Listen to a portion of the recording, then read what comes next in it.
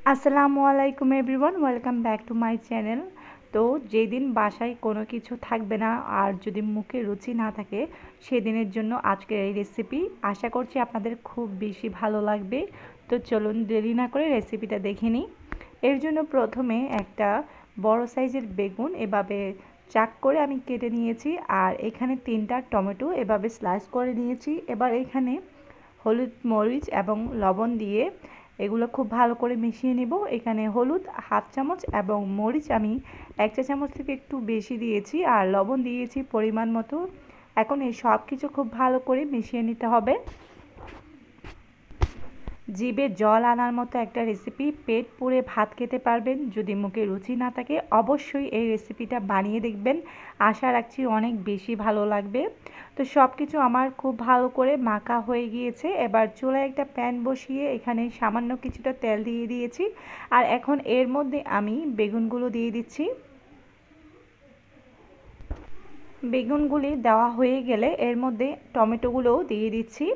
আবার এটা খুব সুন্দর করে আমি ভেজে নেব, এপাশ ওপাশ খুব ভালোভাবেই ভেজে নেব যতক্ষণ না এই বেগুন আর টমেটোগুলো নরম হয়ে আসছে।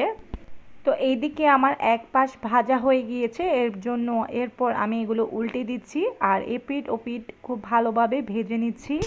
আর আপনারা চাইলে এই বেগুনটা পুড়িয়েও করতে পারেন, তবে আমার কাছে এভাবে ভেজে ভর্তা বানালেই খুব বেশি ভালো লাগে। তো অবশ্যই এভাবে একবার ট্রাই করবেন, অনেক বেশি ভালো লাগবে। তো বেগুন আর টমেটো ভাজা হয়ে গিয়েছে, এবার বেগুন টমেটোগুলো আমি একটা প্লেটে তুলে রাখছি। এখন সেম প্যানেই আরও কিছুটা তেল দিয়ে দিচ্ছি। এখানে আমি শুকনো মরিচ ভাজবো তার জন্য। তো এখানে আমি প্রায় 6টা শুকনো মরিচ এবং 3টা কাঁচা মরিচ দিয়ে দিয়েছি। আবার এটা খুব ভালো করে ভেজে নেব, একটু তেল বেশি দিলে ভাজাটা খুব ভালোভাবে হয়। তো মরিচগুলো আমার ভাজা হয়ে গিয়েছে, এবার এগুলো তুলে রাখছি। এখন একটা প্লেটে আমি পেঁয়াজ কুচি, ধনেপাতা কুচি আর ভাজা মরিচগুলো নিয়ে দিলাম। এর মধ্যে সামান্য কিছুটা লবণ দিয়ে খুব ভালো করে কচলে কচলে মিশিয়ে নিব। এমনভাবে মেশাতে হবে যেন হাতটা জ্বালা পোড়া করে, এটার আসলে মজাটাই আলাদা। এরপর আমি পেঁয়াজ কুচি খুব ভালো করে মিশিয়ে নিচ্ছি। পেঁয়াজটা মিশিয়ে নেওয়া হয়ে গেলে ধনেপাতা কুচিটাও খুব ভালো করে মিশিয়ে নেব।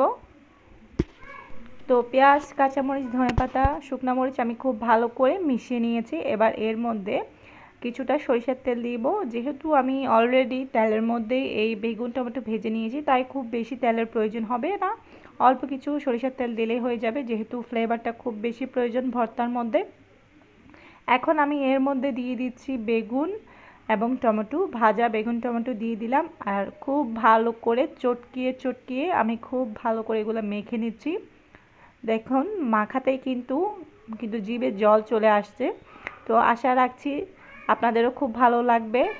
আর দেখুন কত সহজেই খুব সুন্দর একটা মজার রেসিপি তৈরি হয়ে গেল।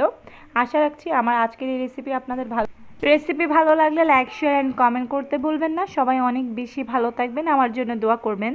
আল্লাহ হাফেজ।